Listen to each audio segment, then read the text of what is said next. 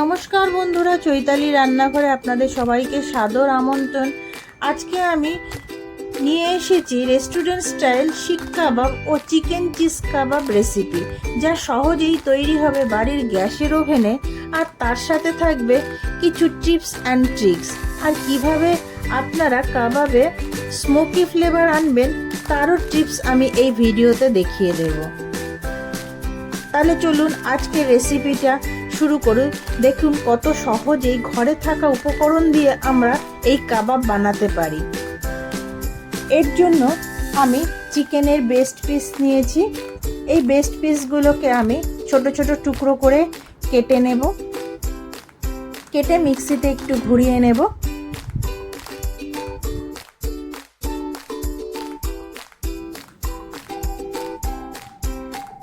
এবার চিকেনের পিস করতে করতে একটা ট্রিক্স আপনাদের বলে দিই। আমি পেঁয়াজের মধ্যে একটু নুন দিয়ে দেব, যেটা আমাকে হেল্প করবে পেঁয়াজের ভিতর থেকে জলটা বের করে আনতে। পেঁয়াজটা যদি আমি ডাইরেক্ট ব্যবহার করি তাহলে কাবাবের বাইন্ডিংটা ভালো হবে না, আর কাবাবটা ভাজার সময় খুলেও যেতে পারে। তাই জন্য এইভাবে করলে আপনাদের কাবাবগুলো খুলবে না। আর অন্যদিকে দেখুন, আমি যে চিকেনগুলো পিস করে রেখেছিলাম সেগুলো হাত দিয়ে ভালো করে জল ঝরিয়ে নিয়ে মিক্সিতে দিয়ে একটু ঘুরিয়ে নেব। আর আমি কিছুটা বেসন ড্রাই রোস্ট করব। এটার জন্য আমাকে প্রথমে গ্যাসের ওভেনে একটু ফ্রাই প্যানটা বসিয়ে নিতে হবে। একটা ফ্রাই প্যান বসিয়ে ফ্রাই প্যানটা গরম হলে তাতে আমি 4 চামচ বেসন দিয়ে দেব। বেসনটা দিয়ে বেসনটা একটু হালকা ভেজে নেব। বেসনটা থেকে যখন একটা ভাজা গন্ধ বেরিয়ে আসবে, ব্যাস আমার বেসনটা ড্রাই রোস্ট হয়ে যাবে। দেখুন কত সহজ বেসনটা ড্রাই রোস্ট করা। এটা আমাকে চিকেনের বাইন্ডিংয়ের সময় খুব হেল্প করবে। দেখুন আমার চিকেনটা কত সুন্দর একটা স্মুদি পেস্ট হয়েছে। আপনারা যখন করবেন এরকম স্মুথভাবে পেস্ট করে নেবেন। এবার আমি এই চিকেনের মধ্যে ড্রাই রোস্ট করা বেসনটা দিয়ে দিচ্ছি, যেটা আমাকে বাইন্ডিংয়ে হেল্প করবে। আর এর সাথে আমি কিছু লঙ্কা কুচি দিচ্ছি, আপনারা পেস্ট করেও দিতে পারেন। আর ধনেপাতা আর পুদিনা পাতা কুচি দিচ্ছি, লেবুর রস দিচ্ছি। পুদিনা পাতাটা যদি না থেকে থাকে সেক্ষেত্রে আপনারা স্কিপ করতে পারেন, তবে আমি বলবো ভালো গন্ধের জন্য, মানে রেস্টুরেন্ট স্টাইল গন্ধের জন্য পুদিনা পাতাটা অবশ্যই দেবেন। তারপর আমি 1 চামচ আমি হলুদ গুঁড়ো দিচ্ছি, 1 চামচ কাশ্মীরি লঙ্কার গুঁড়ো দিচ্ছি, 1 চামচ জিরার গুঁড়ো, 1 চামচ ধনের গুঁড়ো, আর 1 চামচ গোলমরিচ গুঁড়ো, 1 চামচ গরম মশলার গুঁড়ো দিচ্ছি। কাশ্মীরি লঙ্কাটা দেবো আমি ভালো কালার আনার জন্য। এরপর যে পেঁয়াজটা আমি নুন মাখিয়ে রেখেছিলাম সেটা হাত দিয়ে ভালো করে চেপে চেপে জল ঝরিয়ে নেব।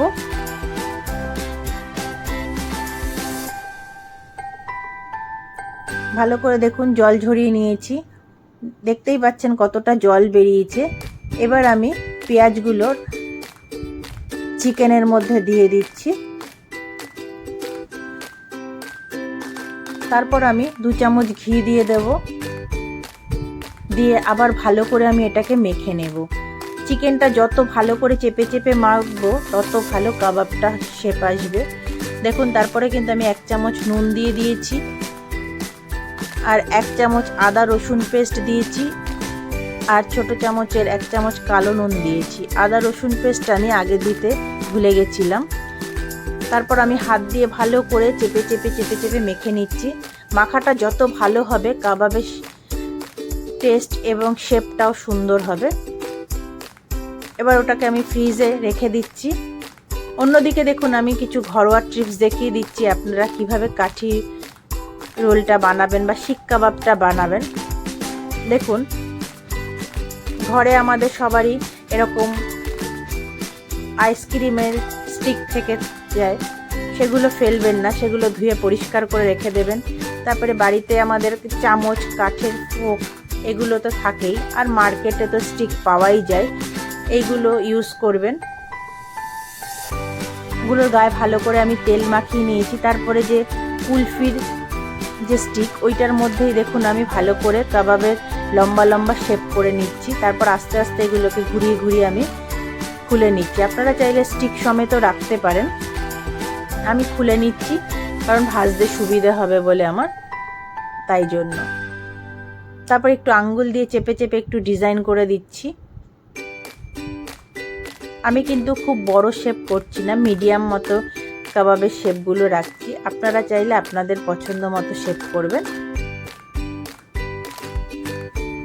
এইভাবে আমি এক এক করে লম্বা লম্বা করে সব কটা শিক কাবাব বানিয়ে নিলাম। অন্যদিকে আমি চিজগুলোকে ছোট ছোট করে পিস করে নিয়েছি। এবার দেখুন চিকেনের যে পেস্টটা, ওটা একটু হাত দিয়ে দাবিয়ে নিয়ে ফাঁকা করে তারপর ওর মধ্যে আমি চিজটা ভরে মুখটা বন্ধ করে দিচ্ছি। ঠিক দেখতেই পাচ্ছেন ভিডিওতে আমি যেভাবে দেখাচ্ছি। তারপরে হাত দিয়ে এরকম সাইডগুলো আমি চেপে চেপে দিচ্ছি। দেখুন আমি এখানে স্লাইস চিজ নিয়েছি, আপনারা চাইলে মোজারেলা চিজ দিতে পারেন। আমার কাছে স্লাইস চিজ ছিল তাই আমি এটা ইউজ করেছি।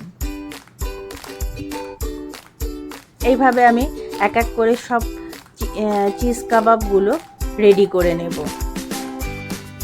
দেখুন আমার সব কটা কাবাব রেডি হয়ে গেছে।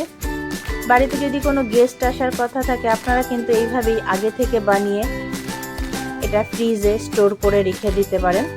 তারপর গেস্ট আসলে গরম গরম ভেজে দিতে পারবেন। আমি এইভাবে সব কটা করে ফ্রিজে একটু রেস্টে রেখে দেব কিছুক্ষণ। তারপর কিছুক্ষণ পর আমি ঘন্টাখানেক পর আমি এটা বের করে নিয়ে একটা কাঠ কয়লা পুড়িয়ে তার মধ্যে একটু তেল দিয়ে এটাকে ঢেকে রেখে দিচ্ছি 10 মিনিটের জন্য। ভিডিওতে দেখতেই পাচ্ছেন কিভাবে আমি স্মোকি ফ্লেভারটা আনার চেষ্টা করেছি। আশা করি আপনারাও এইভাবে করবেন। অন্যদিকে আমি একটা গ্রিল প্যান বসিয়েই দিয়েছিলাম, সেটা গরম হতে আমি এখানে 1 চামচ আমি তেল দিয়েছি। তেলটা গরম হতে আমি এক এক করে কাবাবগুলো এর মধ্যে দিয়ে দিচ্ছি। এই সময় কিন্তু গ্যাসের ফ্লেমটা আপনি লো রাখবেন, না হলে কিন্তু কাবাবটা তাড়াতাড়ি লাল হয়ে পুড়ে যাবে। দেখুন একটা পিঠ হয়ে যাওয়ার পর আমি আবার উল্টে দিচ্ছি আর একটা পিঠ হওয়ার জন্য। আপনাদের কাছে যদি গ্রিল প্যান না থেকে থাকে সেক্ষেত্রে আপনারা কিন্তু এমনি ফ্ল্যাট কোনো তাওয়া কিংবা ফ্রাই প্যানেও করতে পারেন। দেখুন আমার কিন্তু একটা পিঠ হয়ে গেছে, অন্য পিঠটাও হয়ে গেছে। এবার আমি ঘুরিয়ে ঘুরিয়ে সব দিকটাই ভালো করে একটু ভেজে নিচ্ছি।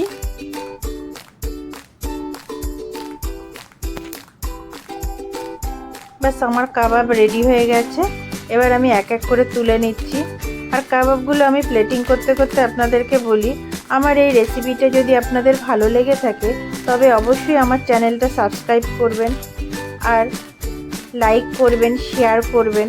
আর আপনারা কে কোথা থেকে দেখছেন সেটা অবশ্যই আমাকে জানাবেন, তবেই তো আমি আপনাদের ধন্যবাদ জানাতে পারবো। যাই হোক, দেখুন আমি শিক কাবাবগুলো প্লেটিং করে দিয়েছি। আমি এটা রেড আর গ্রিন সস দিয়ে আর সাথে পেঁয়াজ দিয়ে সার্ভ করেছিলাম স্যালাডে। আর আমি প্লেটিং করতে করতেই খাওয়া চালু করে দিয়েছি। আমার আর তর্সই ছিল না, এটা খুব জুসি হয়েছিল। এর উপরে আপনি বাটার ছড়িয়েও খেতে পারেন। অন্যদিকে আমি তাওয়া বসিয়ে দিয়েছিলাম। তাওয়াটা গরম হতে আমি ওখানে 2 চামচ তেল দেব, এর বেশি আমি দেব না। 2 চামচ তেলেই আমি আমার 10-15টা চিজ কাবাব ভাজবো। আমি আপনাদের বোঝার জন্য প্রথমে আমি 2টো কাবাব দিয়ে দেখাচ্ছি কিভাবে আপনারা অল্প তেলে কাবাব ভাজবেন আর কাবাবের ভিতরে এক্সট্রা কোনো অয়েলও থাকবে না, সেটা কিভাবে রিডিউস হবে সেটাও আমি আপনাদের দেখিয়ে দিচ্ছি। দেখুন আমি প্রথমে 2টো কাবাব দিয়ে দিয়েছি। এই সময় কিন্তু গ্যাসের ফ্লেমটা আমি লো রাখবো, রেখে আমি এটাকে ভাজতে থাকবো। একটা পিঠ হয়ে গেলে আমি এবার এটাকে উল্টে দিচ্ছি আর একটা পিঠ হওয়ার জন্য। আমি এই তেলেই কিন্তু 60% ভাজবো আর 40% কিন্তু আমার তাওয়ার উপরে যে আমি উঠিয়ে রাখবো সেখানেই আমার তাপে হয়ে যাবে। দেখুন আমি ঘুরিয়ে ফিরিয়ে চারিদিকটা একটু করে নিচ্ছি। তারপরে আমি এটাকে আস্তে করে উপর দিকে আমি একটু তুলে দিচ্ছি তাওয়ার। দেখতেই পাচ্ছেন। এরপর ওই তেলেই আমি আবার 3টে দিয়ে দিচ্ছি।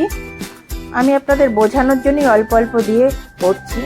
আর দেখুন আমি ক্লোজ করে একটু দেখিয়ে দিচ্ছি,